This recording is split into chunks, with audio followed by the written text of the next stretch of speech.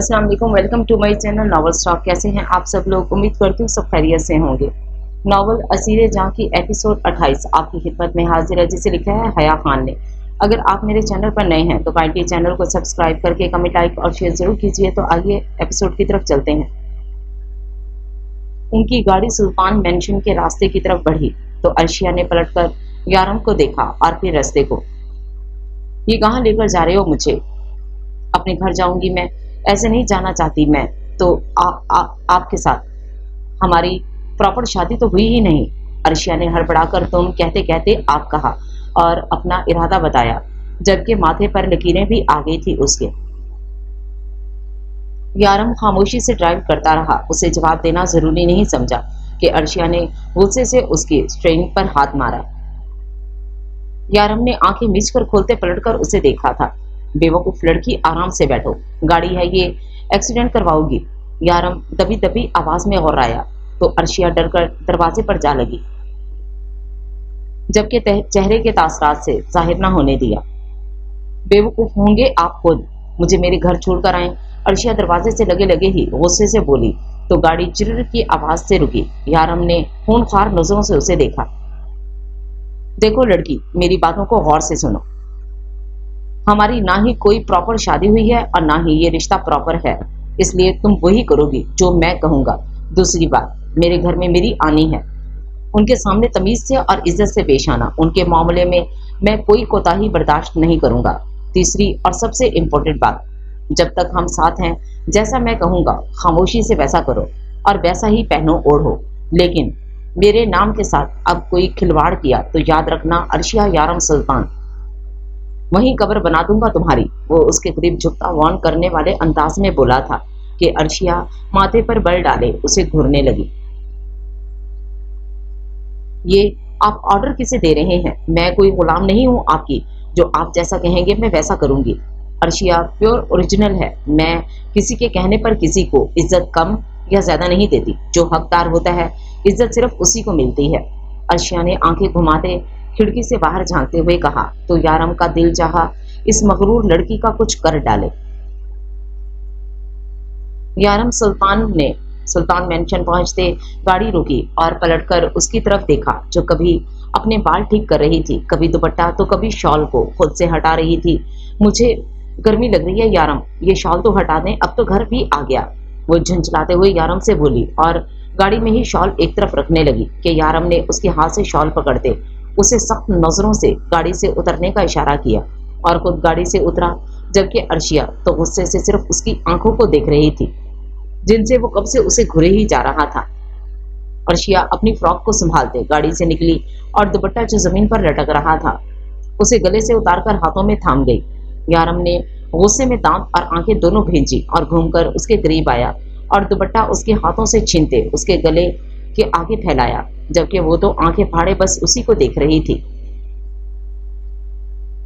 जो उसके बालों को संवारता उसे दुपट्टा पहना रहा था। अर्शिया ने अपने होंठों को दबाते यारम का सुर्ख चेहरा देखा था, जबकि यारम झुंझलाकर उसका दुपट्टा सही करता उसके सर पर शॉल उड़ाता इर्द गिर्द से ढक गया था, जिसे देख अर्शिया ने मुंह फिर बनाया था। हम घर आ तो गए हैं, फिर क्यों मुझे इस थान में बांध रहे हैं? अर्शिया ने हैरत से कहा तो यारम ने उसकी कलाई थामी। अंदर आनी है, तमीज से रहना। यारम ने दूसरे हाथ की उंगली उठाकर उसे वार्न करते कहा तो अर्शिया के माथे पर बल पड़े। तो क्या मैं आपको बदतमीज लगती हूँ जो आप बार बार एक ही बात कहे जा रहे हैं? अर्शिया ने फूलते नथनों से कहा था कि यारम ने आंखें घुमाते उसको अपने साथ खींचा तो वो उसके साथ कदम से कदम मिलाती अंदर की तरफ बढ़ी। हानम और सना बेगम दोनों लाउंज में ही बैठी चाय के कप थामे आपस में मुस्कुराती बात कर रही थीं, जब यारम इन्हें अंदर आता नजर आया, जबकि हानम की आंखें भी खुशी से चमकी थीं उसके पीछे आती अर्शिया को देख, जिसके चेहरे पर भी हानम को देख खूबसूरत मुस्कान आई थी, जबकि सना बेगम भी सादा सी मुस्कान के साथ यारम को देखते खड़ी हुई थी, जबकि उसके पीछे आती लड़की को देख उन्होंने स्ताइशी नजरों से उसे ऊपर से लेकर नीचे तक देखा था। वो तो वाकई कोई नाजुक सी गुड़िया थी।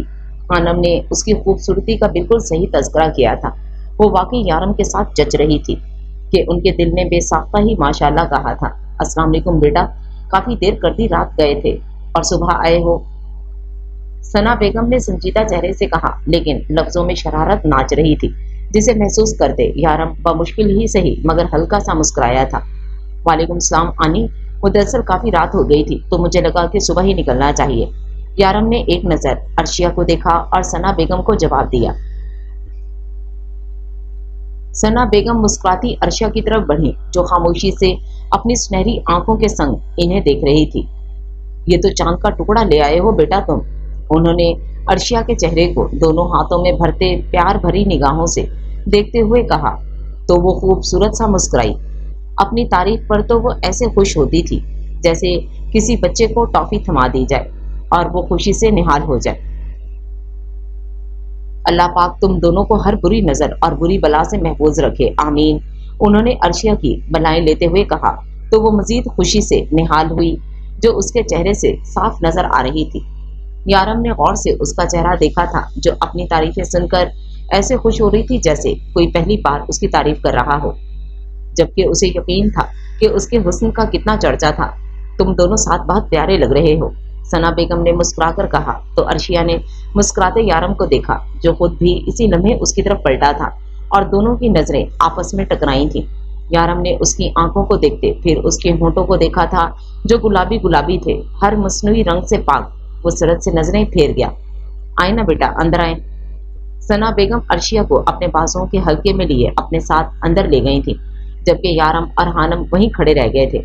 भाई, अर्शिया भाभी के साथ आपका कपल एकदम परफेक्ट है, हानम ने मुस्कुराते कहा। तो यारम ने उसे देखा और उसके सर पर हल्की सी चिप लगाई। जैद कहाँ है? यारम ने इधर उधर देखते हुए कहा, तो वो सर नफी में हिला गई। मत पूछें, माली बाबा का बेटा उसके साथ है और इन दोनों की इतनी दोस्ती हो गई है 2 दिन में कि बस हर वक्त उसी के साथ रहता है गार्डन में। हानम ने गार्डन की तरफ आंखों से इशारा करते कहा, तो उसने मुस्कुराकर सर अस्पात में हिलाया। कोई बात नहीं, तुम जरा इस लड़की पर नजर रखना, ये कोई उल्टी सीधी बात ना करे। आनी से मैं थोड़ी देर में ऑफिस में एक मीटिंग अटेंड करके आता हूँ। यारम ने एक नजर अर्शिया को देखकर कहा, जो सना बेगम की बातों पर ऐसे शर्मा शर्मा कर मुस्कुरा रही थी जैसे कितनी शर्मीली लड़की हो। यारम ने एक अबरू उठाते हैरानी से इस लड़की का शर्माना देखा था। वो शर्म और हया मसनूई तो हरगिज ना लगी थी उसे, लेकिन उसकी बोल्डनेस को भी वो नजरअंदाज नहीं कर सकता था। वो यारम भाई, आज मैं ऑफिस के लिए लेट हो गई थी। मैं और आनी अभी थोड़ी देर पहले जैद के स्कूल के लिए गए थे, फिर मैंने सोचा आपके साथ ही। हानम यारम को एक्सप्लेन करने लगी, जब यारम ने उसकी बात बीच में ही काटी। नहीं हानी, मुझे नहीं लगता कि तुम्हें जॉब की कोई जरूरत है अब, इसलिए आज तुम ऑफिस नहीं आओगी। यारम की बात सुनते हानम के चेहरे की चमक मांद हो गई थी। लेकिन भाई, मैं घर में अकेले क्या? हानम ने जवाब पेश करना चाहा, जब यारम ने नफी में सर हिलाते उसे फिर टोका। आनी है यहाँ, और अब तो ये लड़की भी है जिस पर मुझे बिल्कुल यकीन नहीं है, इसलिए तुम आनी के साथ यहीं रहो और इस पर नजर रखो, यारम ने उसे समझाते हुए कहा। वो खामोशी से सर अस्पात में हिला गई थी, तो यारम मुस्कुराता बाहर की तरफ निकलता चला गया था। पीछे हानम का चेहरा बिल्कुल बुझ सा गया था। तो क्या अब वो ऑफिस नहीं जाएगी? जबकि उसके दिल ने जावियार सिकंदर को देखने की शिद्दत से ख्वाहिश की थी। वो बुझे कदमों से पलटती वापस अंदर की तरफ बढ़ गई थी। वो मिस आयशा को फोन करके बता चुकी थी कि आज वो ऑफिस लेट आएगी, लेकिन उसके बावजूद जावियार चिड़चिड़ा सा हो रहा था। बार बार उसकी डेस्क पर नजर पड़ती जहां वो रोज बैठी होती थी, पर आज नहीं थी। क्या था वो, और इस आम सी लड़की ने उसे क्या बना दिया था? दिल के हाथों मजबूर होते वो दीवाना सा हो चला था, जो समझता था कि एक आम गरीब लड़की कभी वफादार नहीं हो सकती। आज वो दिल के हाथों बेबस होता अपने असूलों को भुला बैठा था। अभी वो इन्हीं सोचों में मगन था जब उसे सामने से यारम आता नजर आया, जिसका रुख उसी के कैबिन में था। वो माथा मसलता अंदर आया और जावियार के सामने वाली चेयर पर आकर बैठा था। तो जावियार उसे माथे पर बल डाले देखने लगा। तुम क्यों देवदास बने हुए हो? अब तो तुम्हारी शादी भी हो गई है। जावियार की बात पर यारम ने खूनख्वार नजरों से उसे घूरा था। तो तुम भी कर लो शादी एक ऐसी लड़की से जिससे तुम्हें हद से ज्यादा चिढ़ हो। पता चल जाएगा कि मैं क्यों ऐसे बैठा हूँ। यारम ने उसके मुंह पर जुमला मार दे। फिर अपने सर को थामा तो जावियार के चेहरे पर मुस्कुराहट आई। मैं तो बिल्कुल तैयार हूँ। अच्छा एक्सपीरियंस है, लाइफ अच्छी गुजरती है, बंदा बोर नहीं होता। जावियार ने निचला लब होंठों तले दबाते हुए कहा तो यारम ने उसे देख आंखें घुमाई। मुझे अर्शिया जैसे एक्सपीरियंस अपनी लाइफ में नहीं चाहिए। चलती फिरती जवाला है, वो किसी को भी अपनी लपेट में ले लेती है। यारम ने सर झटक कर कहा तो जावियार का कहका गूंजा। सबको नहीं, सिर्फ तुम्हें। हम शुरू से जानते हैं वो तुम पर पहली नजर में दिल हार बैठी थी, लेकिन फिर भी तुमने उसे इग्नोर किया और उसकी बात को सीरियस नहीं लिया। जावियार ने कहते ही दांतों की नुमाइश की तो यारम ने आंखें छोटी किए उसे घूरा। ये तुम आजकल इतने बदले बदले क्यों लग रहे हो, मुस्कुरा भी बहुत रहे हो। यारम की बात पर जावियार की मुस्कुराहट फौरन सिमटी, जिसे यारम ने बड़ी गहरी नजर से देखा था। तुम्हारी शादी की खुशी में यार। जावियार ने झूठ बोलते वापस तोपों का रुख उसकी तरफ किया तो वो फिर बुरी तरह चिढ़ा। चैनल्स वालों की कॉल्स आ रही हैं बाकायदा माफी मांगने के लिए। जावियार ने उसे संजीदगी से बताया तो यारम भी संजीदा हुआ। अभी इन्हें एड़ियां रगड़ने दो। यारम सुल्तान की इज्जत पर वार हुआ है, किसी एक को भी सुकून से बैठने नहीं दूंगा। यारम ने संजीदगी से पुरसोच लहजे में कहा था कि जावियार ने खामोशी से सर अस्पात में हिलाया। वो हानम आज ऑफिस नहीं आई। जावियार ने माथा खुजाते फाइल्स पर गौर करते बमुश्किल यारम से कहा तो वो उसे देखने लगा। हाँ, मैंने उसे मना कर दिया, ऑफिस की क्या जरूरत है जब वो आराम से रह रही है वहां। यारम ने उसे नॉर्मली अंदाज में बताया तो जावियार ने ठटक कर फौरन सर उठाया। क्या अब वो ऑफिस नहीं आएगी? जावियार ने हैरानी सदमे से कैफियत में पूछा तो यारम ने एक अबरू उठाते बगौर उसकी हरकत को देखा, जिसे महसूस करते जावियार फौरन नॉर्मल हुआ। मेरा मतलब है कि मिस आयशा पर काफी बर्डन आ जाएगा और इन्हें भी एक सपोर्ट मिल गया था। उनकी दोस्ती भी हो गई थी हानम से।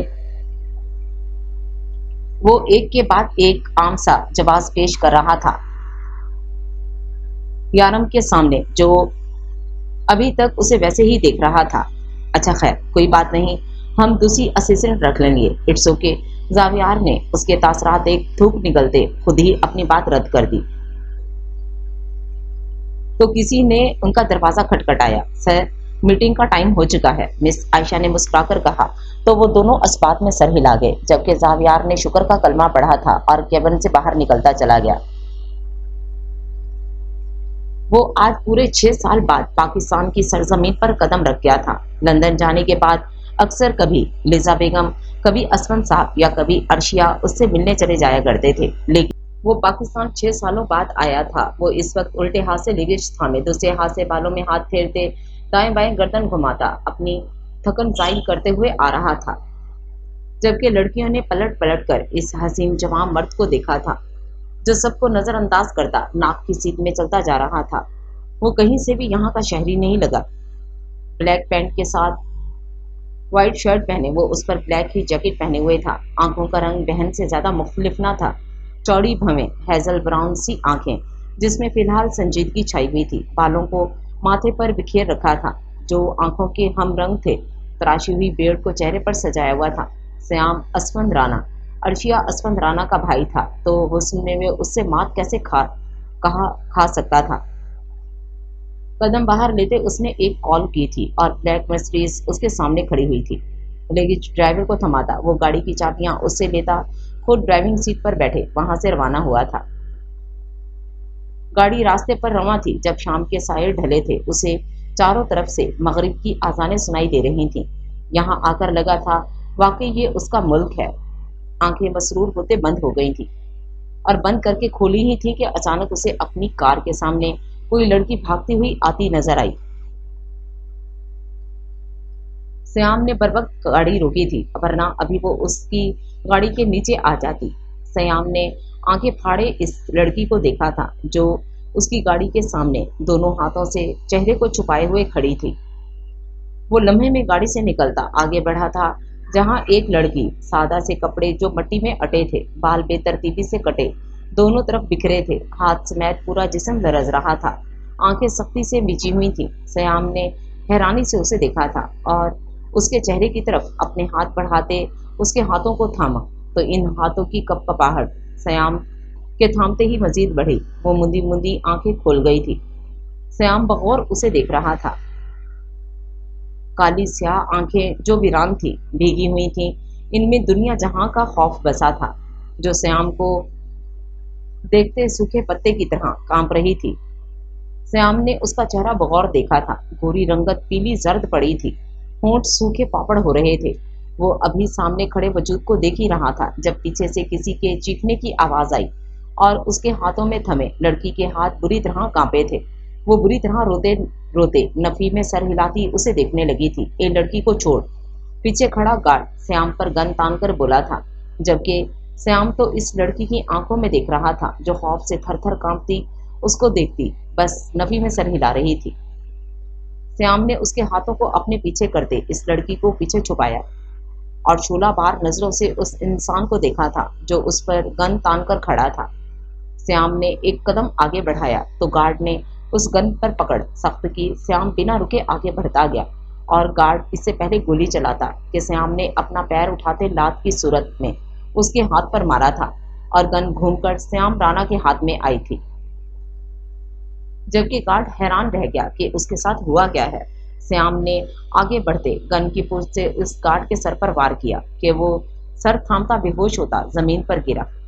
श्याम ने हाथ को झटकते उसके वजूद को देखा जो बीच रोड पर जमीन पर बेहोश पड़ा था। श्याम ने आगे बढ़ते उसके वजूद को घसीटकर एक तरफ फेंका और हाथ झाड़ते जैसे ही पलटा तो पीछे उसकी कार के करीब अब कोई न था।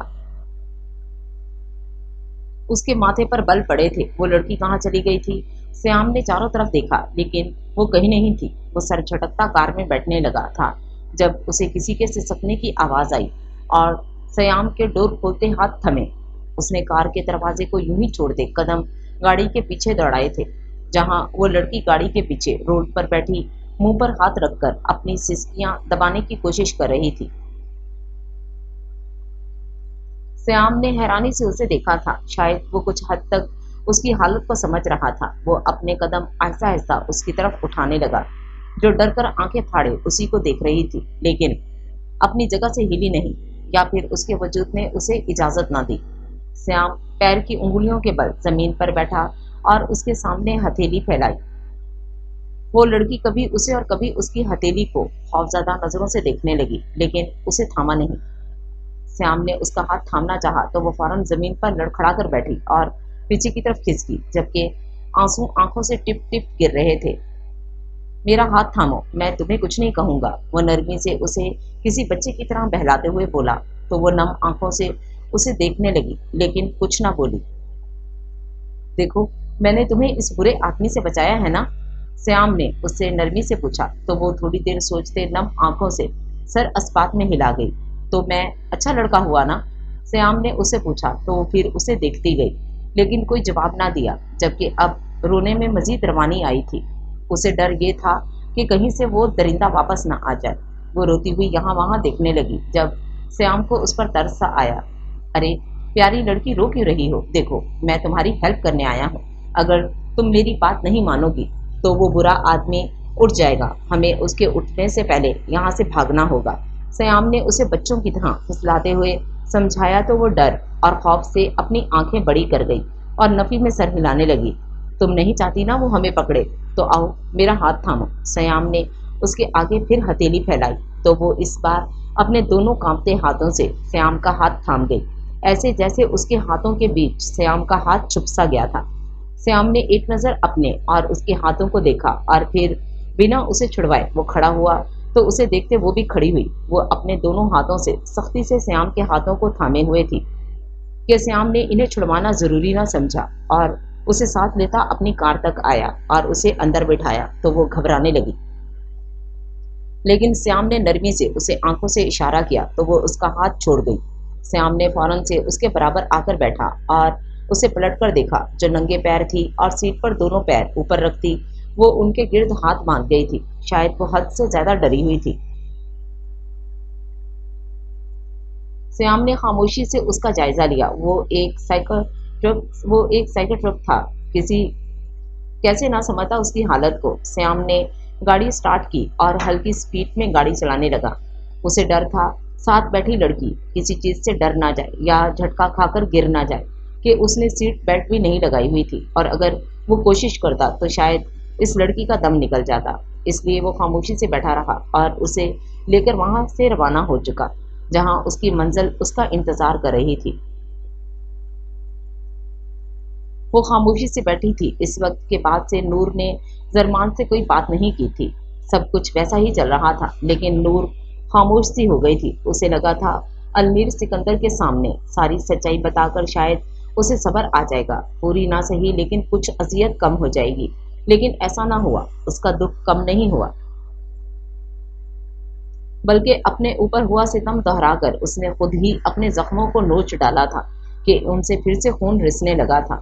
کیا وہ کبھی واپس المیر سکندر کے پاس جانے کا سوچ سکتی تھی؟ کیا وہ اسے معاف کر سکتی تھی؟ کبھی نہیں۔ محبت تو اسے کبھی کسی سے ملی ہی نہیں تھی، لیکن اس شخص نے اس کی عزت کو بھی چھین لیا تھا اس سے۔ وہ درد وہ کبھی نہیں مٹا سکتی تھی، کوئی نہیں مٹا سکتا تھا۔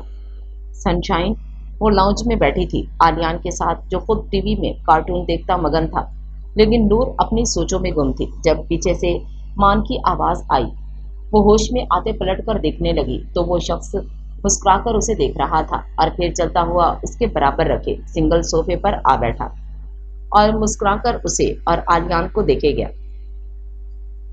مان، آپ آ گئے؟ آپ کو پتہ ہے میں کب سے بور ہو رہا تھا۔ آلیان خوشی سے نہال ہوتا نور کے پاس سے اٹھ کر زرمان کی گود میں جا بیٹھا۔ نور نے خاموشی سے آلیان کی اس حرکت کو محسوس کیا تھا۔ اوہو، آپ بور ہو رہے تھے، اس لیے میں آج جلدی گھر آ گیا۔ میں نے سوچ لیا ہے کہ ہم سب آج باہر آؤٹنگ پر چلیں گے۔ مان نے پہلے آلیان کو اور پھر آخر میں نور کو دیکھتے ہوئے کہا تھا،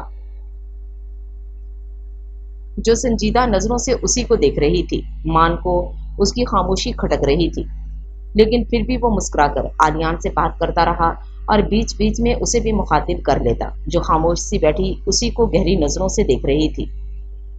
ماما، میرا جو نیو والا ڈریس ہے میں وہ پہنوں گا، میں جلدی سے ریڈی ہو کر آتا ہوں۔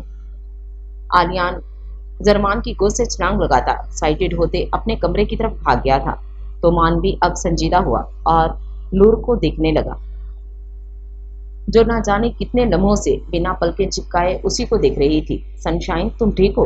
زرمان نے پوچھا تو ہڑبڑا کر ہوش میں آئی۔ ہاں ہاں، ہم ٹھیک ہیں۔ کیا کہہ رہے تھے آپ؟ نور نے نا سمجھی سے تکتے ہوئے کہا، تو زرمان نے سنجیدگی سے اسے دیکھا لیکن کوئی جواب نہ دیا۔ اسے شک ہوا تھا کہیں نور دوبارہ اس ٹراما میں نہ چلے جائے جس سے نکلتے اسے 2 سال لگ گئے تھے۔ وہ پھر سے وہی سب کرنے لگی تھی جو اس حالت میں کیا کرتی تھی، باتیں بھولنا، بیٹھے بیٹھے کھو جانا، ہر وقت خاموش رہنا۔ سنشائن، کیا تم باہر چلو گی؟ تھوڑا مائنڈ فریش ہو جائے گا، زرمان اسے مسکرا کر کہتا بہلانے لگا، تو وہ سر اسپات میں ہلا گئی۔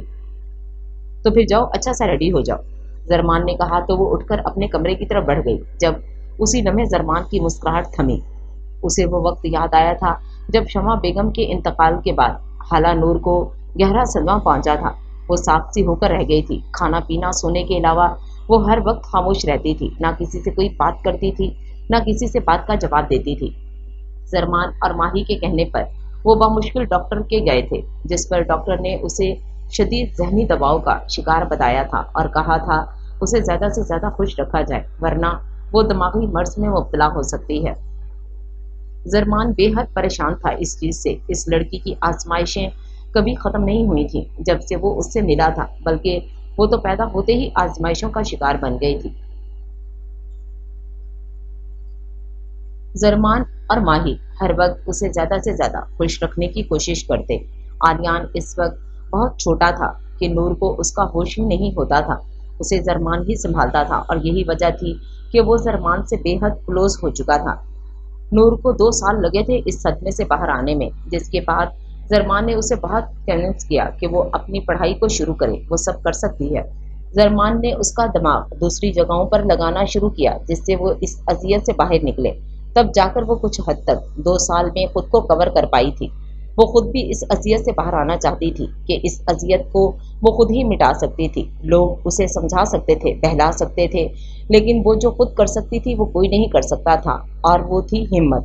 نور نے خود کو خود ہی جوڑنے کی پوری کوشش کی تھی، اپنے دماغ کو دوسری جگہوں پر لگا کر، جبکہ زرمان کا اسے پورا ساتھ شامل تھا۔ وہ اسے صرف اتنا کہتا تھا کہ وہ ہر چیز سنبھال لے گا، بس نور اپنی پڑھائی پر فوکس کرے۔ اور نور اسے دیکھتی رہ جاتی۔ کوئی غیر انسان کیسے کسی کے لیے اتنا کر سکتا ہے؟ اور واقعی اس نے جتنے وقت میں اپنی ڈگری مکمل کی، زرمان نے ہر چیز کو سنبھال لیا تھا، اور اس وقت میں زرمان اس کی ہر چیز دیکھتا تھا، اس کا کھانا پینا، ماہی کو اسکول، آلیان کو، اور پھر اپنی جاب۔ ماہی بھی بہت سپورٹ کرتی تھی، وہ چھوٹی تھی لیکن ہر کوشش کرتی تھی۔ گھر کے کاموں کو جہاں زرمان کو تھوڑا لیو مل جاتا تھا، اس سب میں زرمان اپنی فیملی کو بالکل ٹائم نہ دے پاتا۔ وہ پورے 2 سال تک حویلی نہیں جا سکا تھا۔ وہ روز اپنی ماں کو کال کر لیتا، جو ایک ہی رٹ لگا کر رکھتی تھی کہ تو ملنے آ جا، اور وہ ہمیشہ انہیں یہی آس دیتا تھا کہ وہ آئے گا بہت جلد، اور اسی میں 2 سال بھی گزر گئے۔ اس سب میں آلیان بھی 2.5 سال کا ہو گیا تھا اور زرمان سے اس قدر کلوز ہو گیا تھا کہ ایک بار زرمان حویلی گیا تھا رکنے، تو آلیان نے پیچھے سے کوہرام بجا دیا تھا۔ وہ روتے روتے اپنا سانس روکنے لگتا، جس کے باعث نور اور ماہی بری طرح خوفزدہ ہو جاتی، اور اس کی حالت اتنی خراب ہوتی کہ ڈر کے مارے زرمان کو دوسرے دن ہی واپس اسلام آباد آنا پڑتا۔ نور بے حد شرمندہ تھی کہ اس کا بیٹا اس حد تک کسی سے کلوز ہو گیا۔ جب آلیان 4 سال کا ہوا، تب زرمان نے دوبارہ حویلی کا چکر لگایا، آلیان کو بہلانے کے بس وہ 2 دن بھی آ جائے گا واپس، جبکہ وہاں اس کی مورے نے اسے 1 ہفتے کے لیے روک لیا تھا۔ ان کے رونے پر بھی وہ خاموش ہو گیا تھا، لیکن اتنے دنوں میں آلیان کی حالت پھر خراب ہونے لگی تھی۔ وہ دن رات روتا تھا، لیکن نور نے زرمان کو کال نہ کیا کہ اسے حق تھا اپنی ماں سے ملنے کا۔